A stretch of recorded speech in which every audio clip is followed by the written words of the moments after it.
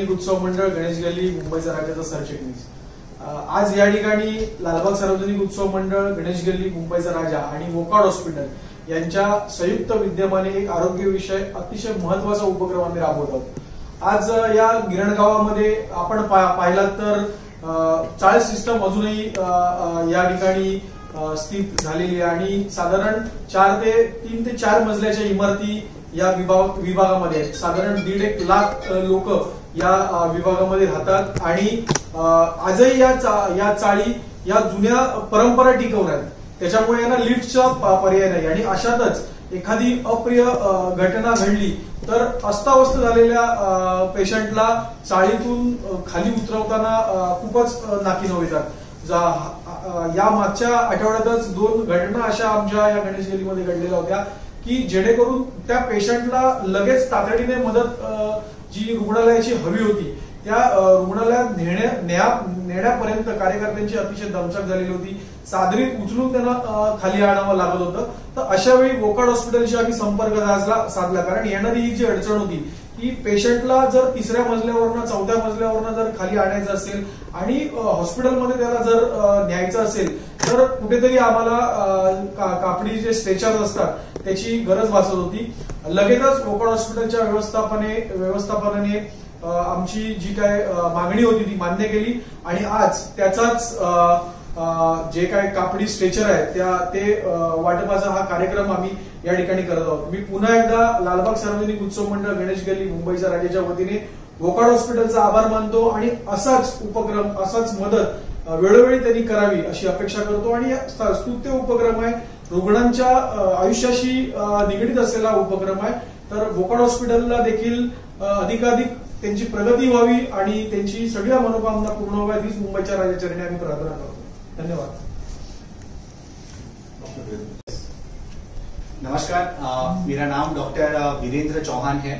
मैं वोकार्ड हॉस्पिटल्स में मुंबई सेंट्रल जो हमारा हॉस्पिटल है वहां पे एज ए सेंटर हेड काम कर रहा हूं। लालबाग सार्वजनिक उत्सव मंडल के साथ हमारा हमेशा गणेश चतुर्थी के दौरान हमारे कुछ न कुछ अलग अलग कार्यक्रम होते रहते हैं जहां पे हम चाहते हैं कि सोसाइटी को हम हमेशा हमारे तरफ से कुछ दे सके। इमरजेंसी जब भी कहीं पे भी स्ट्राइक होती है हमें लगता है इमरजेंसी के 2 पार्ट में हम डिवाइड कर सकते हैं। एक होती है कि जब पेशेंट को इमरजेंसी में हॉस्पिटल की रिक्वायरमेंट होती है, तो एक होता है कि जहां पे ये इमरजेंसी ये दुर्घटना घटती है वहां से लेके हॉस्पिटल को पहुंचाना और फिर हॉस्पिटल से आगे की जो प्रक्रिया होती है जो हॉस्पिटल में की जाती है। कई बार क्या होता है जब हम घर पे रहते करते हैं, जहां स्पेशली हम जो एरिया में यहाँ पे रह रहे हैं वहां पे 3 माले की बिल्डिंग्स है जहां पे लिफ्ट की अवेलेबिलिटी नहीं रहती है।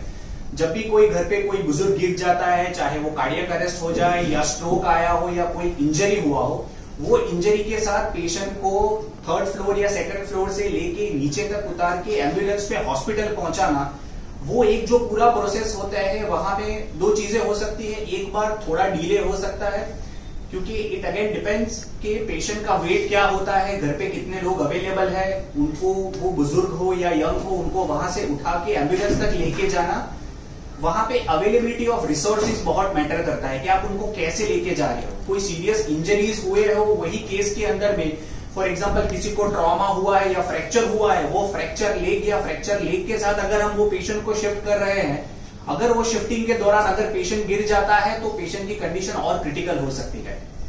मंडल के साथ जुड़ के अभी हम लोग ये एक स्ट्रेचर का डिस्ट्रीब्यूशन कर रहे हैं कि जिससे अगर कोई भी पेशेंट को, हम पहले भगवान से प्रे करेंगे कि इसकी रिक्वायरमेंट ना हो, अगर कभी रिक्वायरमेंट होती है तो इस स्ट्रेचर की मदद से पेशेंट को अपने घर से लेके एम्बुलेंस तक आप कैरी करके नीचे तक लेके जा सकते हैं और उसके बाद जब भी आप हॉस्पिटल नजदीक में जो भी हॉस्पिटल होंगे वहां पे आप पहुंच जाते हैं तो फिर आपको इमरजेंसी ट्रीटमेंट उसके आगे मिल सकेगा।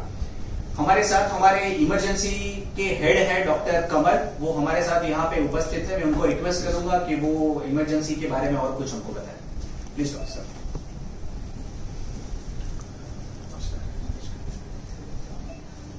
गुड मॉर्निंग, मेरा नाम डॉक्टर कमल है। मैं वोकार्ड हॉस्पिटल मुंबई सेंट्रल में इमरजेंसी डिपार्टमेंट में कंसल्टेंट हूँ। सो हम हॉस्पिटल में बहुत केसेस देखते हैं, हार्ट अटैक, स्ट्रोक, एक्सीडेंट्स, जो आते हैं पेशेंट, बीमार हैं बहुत, फीवर है, बहुत तरह के। सो पेशेंट हॉस्पिटल में आने के बाद तो रिक्वायर्ड ट्रीटमेंट हम दे सकते हैं, लेकिन बहुत बड़ा चैलेंज होता है पेशेंट को जल्दी से जल्दी हॉस्पिटल लाना।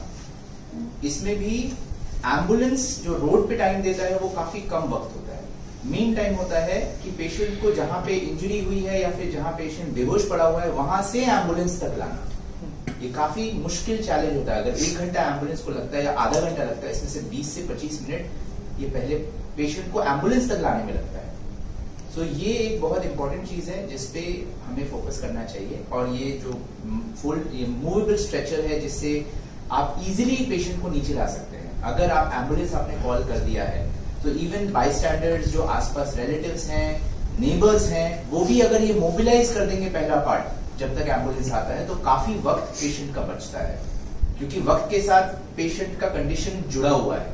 हार्ट अटैक है, वक्त बहुत जरूरी है, जल्दी पेशेंट को थ्रोम्बोलाइज करना या फिर स्टेंट डालना। स्ट्रोक है, जल्दी उसका MRI करवाना। अगर पेशेंट को एक्सीडेंट हो गया है, सर पे लगा है या कहीं पे भी लगा है, जल्दी पेशेंट को मूव करना ताकि हम जरूरी ट्रीटमेंट दे सकें। बहुत बीमार है, जल्दी फ्लूइड देना, एंटीबायोटिक देना। हर चीज में पेशेंट का आउटकम इंप्रूव होता है आप जितनी जल्दी इस पेशेंट को हॉस्पिटल में लाएं। सो ये जो सबसे इंपॉर्टेंट पार्ट है कि पेशेंट जल्दी से जल्दी एम्बुलेंस में पहुंचे ताकि वो पेशेंट हॉस्पिटल में आए, ये इस चीज से कवर होता है कि आपको एम्बुलेंस के लोगों की जरूरत नहीं पड़ेगी कि पेशेंट को इनिशियली आप ऐसी जगह तक ला सको जहां एम्बुलेंस पहुंच सके। हमें ऐसे लगता है कि हॉस्पिटल का रोल अगर आप पिछले 50 साल के अंदर में देखेंगे, इन आवर कंट्री, इंडिया में और इंडिया के बाहर भी हॉस्पिटल का रोल अब चेंज होते जा रहा है। पहले हॉस्पिटल का काम हुआ करता था, जब भी कोई पेशेंट आता है तो उनके ट्रीटमेंट में होना चाहिए, यानी हॉस्पिटल इक्विप होना चाहिए, रिसोर्सेज होने चाहिए, डॉक्टर्स होने चाहिए। हम एक स्टेप आगे लेके जा रहे हैं और सोसाइटी तक पहुंचना चाहते हैं, जहां पे हम थोड़ा प्रिवेंटिव एस्पेक्ट के ऊपर काम कर रहे हैं कि हम चाहते हैं कि ये चीजें हो ही ना, इंजरी हो ही ना। हमेशा बोला जाता है prevention is better than cure. ना in regard to reach out to society, हमारे साथ हमेशा हमने ये देखा हुआ है कि लालबाग सार्वजनिक उत्सव मंडल है वो बहुत ही एक एक्टिव ऑर्गेनाइजेशन है।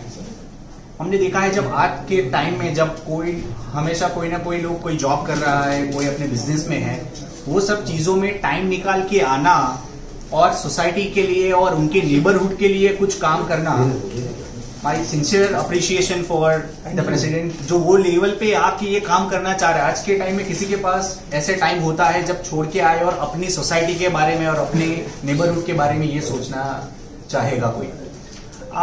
हमेशा हमने ये इंजरी के पार्ट में देखा हुआ है, इमरजेंसी जब भी कोई आता करता है, वो इमरजेंसी में अपने घर से हॉस्पिटल तक लाने के लिए हमेशा एक ट्रांसपोर्टेशन का रिक्वायरमेंट होता है।